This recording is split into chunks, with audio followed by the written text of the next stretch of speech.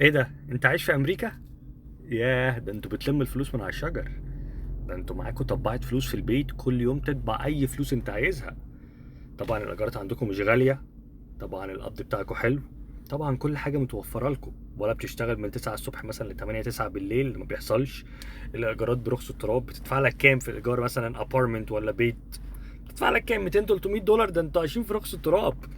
وكمان الاكل عندكم ببلاش. العيش عندكم بلاش. طبعا ما بيديكمش الفلوس من هنا، وبياخدوها منكم في اخر الشهر من ايد التانية. لا لا لا، ده مش في امريكا. لا لا لا. انت اول ما بتخش البلد، جاي فيزا سياحة، جاي هجرة، جاي مولود هنا، بتعمل اي حاجة، اول ما بيعرفوا ان انت موجود يقول لك خد طبعت الفلوس اهي. ولا بقى تطلع بره تتعب نفسك بقى وتلم فلوس من على الشجر بقى. انت تطبع كل يوم اللي انت عايزه. عايز النهارده كام؟ عايز 100,000؟ انزل اطبع 100,000. احنا هنا كده عايشين كده في امريكا.